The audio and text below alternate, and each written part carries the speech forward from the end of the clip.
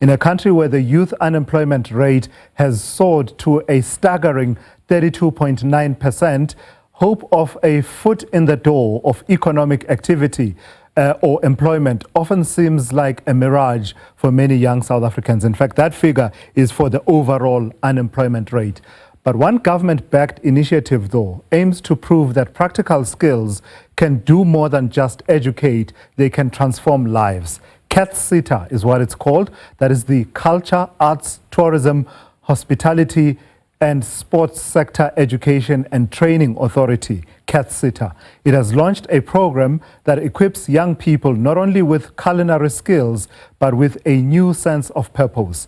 The initiative has already seen 164 young South Africans graduate as internationally recognized artisan chefs, many hailing from rural communities and townships across KwaZulu-Natal, Gauteng and beyond. So we are told also that remarkably over 90% of these graduates are now employed, with some working right here at home and others making their mark overseas.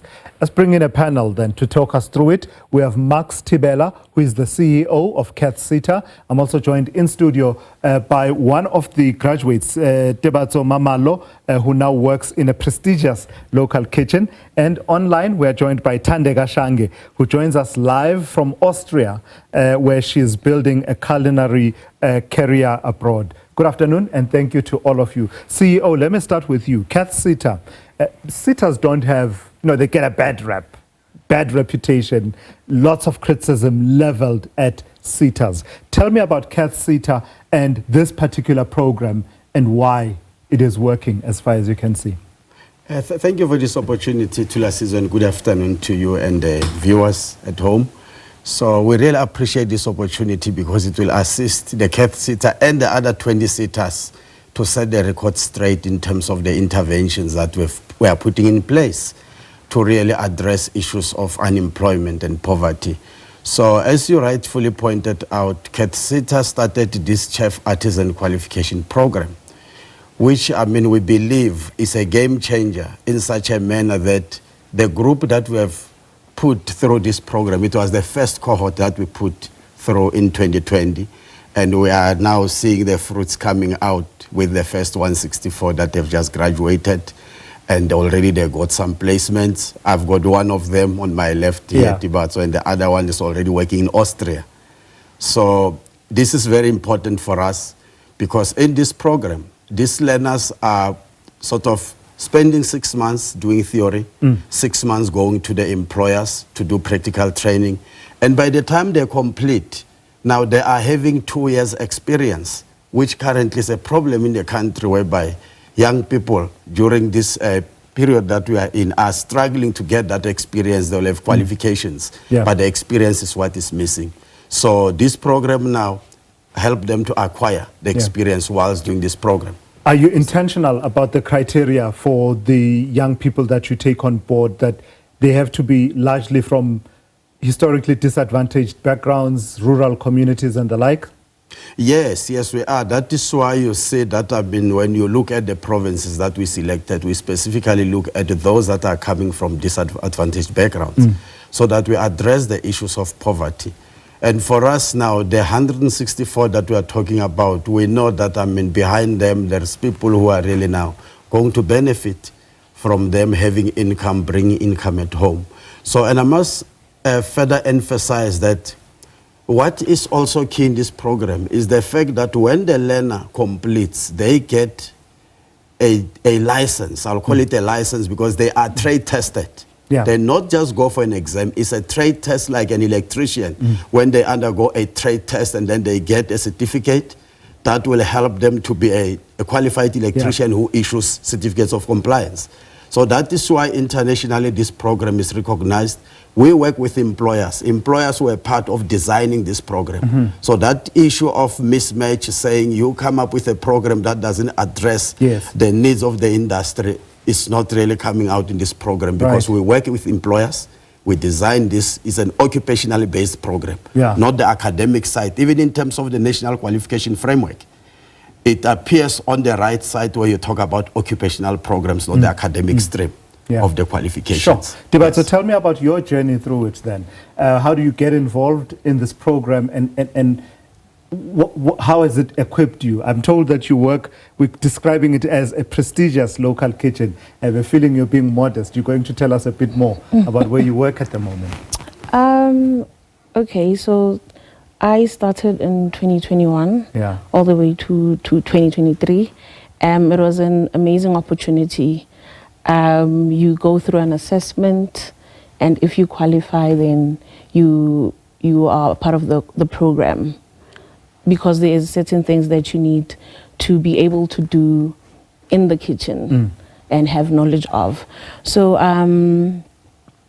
currently, okay, I graduated and I finished my year in 2023, Yeah. December, and I was employed in December by one of the establishments that I did my practicals with, Klofsach Lodge and Spa, a 5-star lodge in Maldersdrift. Yeah. So that's where I am employed, and I am a pastry commis chef there. All right. Yeah, that's what I'm doing That currently. sounds exciting. So there was value in having interacted with industry while you were Yes. still part of the program. That facilitated your access to a career afterwards, would you say? Yes, it did. Yeah. It did.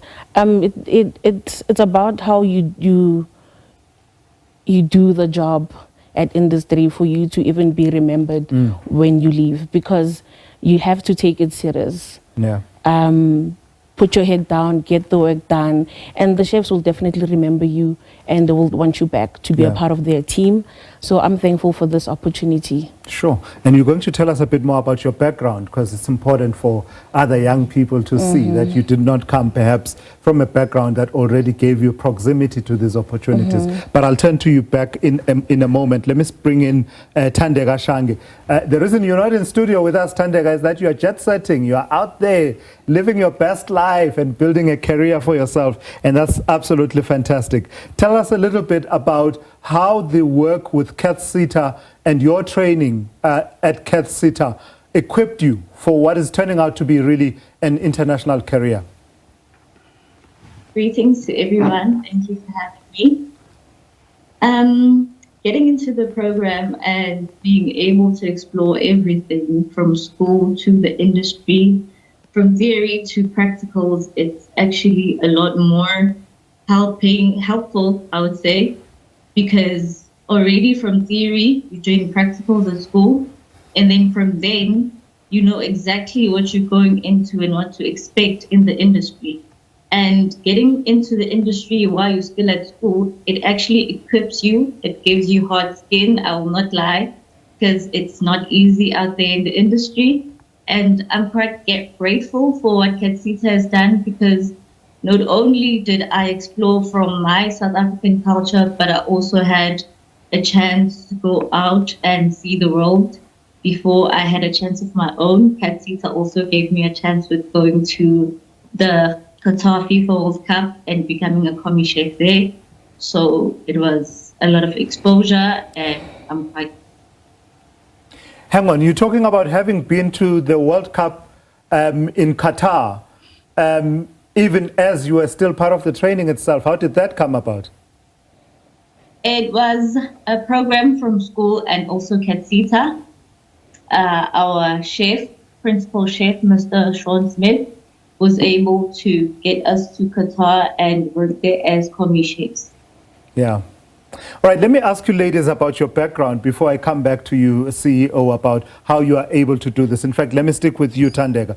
Tell us a bit about yourself, because part of the intention of the conversation as we start Youth Month is to, grapple with the issues of youth unemployment within the broader picture of unemployment in the country, but you find that it gets more pronounced in historically disadvantaged backgrounds, your townships, as well as rural areas.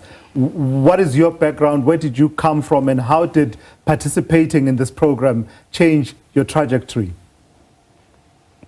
Well, I'm from a small town in Durban called Gauteng, most probably known as Marin Hill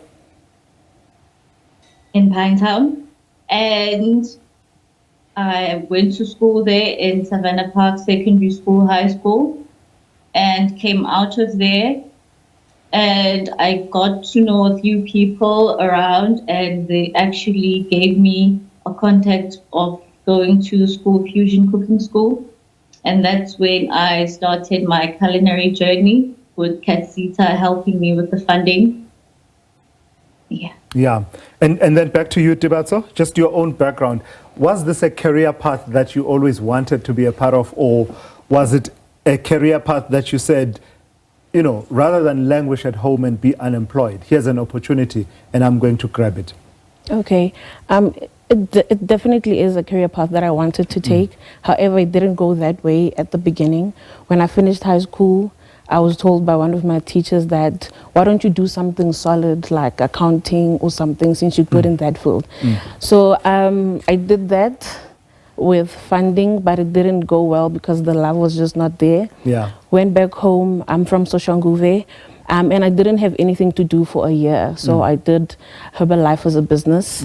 And then when this opportunity came, I actually applied a day before the closing date. Sure. And I got glad in. you applied? I am so happy. Yeah. So I went and I did the assessment, like I said, and I was a part of the program. Yeah. So it's always been a dream of mine to become a chef. However, the fees for those courses are extremely expensive. I know, believe so me. I'm paying for my daughter myself, and I know what that feels like. Yeah. Yeah, so it's really expensive. But Yeah. with CATHSSETA, I was able to go to school for 3 years, and I made sure to give it my all. Yeah. Because it's an opportunity that came at a time that I really, really needed it. CEO, before I bring you in, there's something that she mentions. You're saying that at school you were told that do something quote unquote solid. Talk to that a little bit more, because what's this impression that says this journey, this culinary career is not solid? I think What's that about? society believes that, okay, so she said to me, why don't you do something solid like accounting, because hospitality is something that you can do in 6 months or even online. Sure. Yeah. The So I think, impressions, I think that's what society believes, that this is, it's nothing, sort of. Yeah. But it actually is. Absolutely. It actually is. As you found out that it's not something you can do within 6 months or And the trade online. test. Yeah. Yeah. CEO, how are you able to do this? Tell me about the overall functioning of the CATHSSETA. Because it sounds to me that it's quite an undertaking. The first cohort that you took on, 164 young people, for them to have the same level of experience, exposure, it can't come easy. It must be something that's a bit of a drain on resources. I imagine also that in terms of the trainers that you recruit, you need to be recruiting quality people that are able to guide these young people. Yes, thank you. So actually, the first cohort was 261. All right. So the first group that is graduating are those that have completed the trade I test. see. And we have those who have fallen off in terms of trade tests. They are on the remedial now. Then because there's a cool-off period to go and write again after 6 months. Then you have another group that is being prepared for trade test. So there's a lot of money involved to lessons. But as a SETA, we took that conscious decision. One, because perhaps just to give a background, CATHSSETA covers a number of areas in terms of our scope: arts, culture, heritage, conservation, gaming, lotteries, hospitality, tourism, sports and recreation and fitness. So it's quite big, but hospitality is the area where you can get direct job coming through. That is why we took a conscious decision of investing more money into the hospitality, because this is just one of the programs. So the other program I'd like to speak about is the partnership that we entered with McDonald's on a hospitality learnership, where last year we took over 1,000 learners into a program. And I'm glad also to talk about those that are graduating. McDonald's SA made a commitment to absorb 80% of those that are completing. As I speak, I'm sitting with just about 500 of those that they are absorbed into permanent jobs. So you can see that we are directly intervening in terms of reducing poverty with these programs. So coming back to the chef program, we are taking new learners again annually. So it's an annual, even though it's a 3-year program, every year we have new cohorts. So it will be important also for me, for those who are listening, to know how they can get into the program. We have created a portal on our website. You visit our website, www.cathseta.org.za, You will navigate through the website, find a portal, then you register there, you upload your CV. What we are trying to do going forward is to ensure that the learners can access these opportunities through us, because they may not know the training providers and the employers that we work with. So you get to CATHSSETA website, then you will get into this info. We have offices in Midrand, we have regional offices in Durban, also at Cape Town. So for those that will want to really access this opportunity. I can imagine the demand. Usually when there's a position, just one position that's out and advertised, we've heard of stories where at least 100,000 applications will be received in some instances. Tell me about that and how you deal with that and filtering and coming to a decision of we can only take so many, and who forms part of that so many.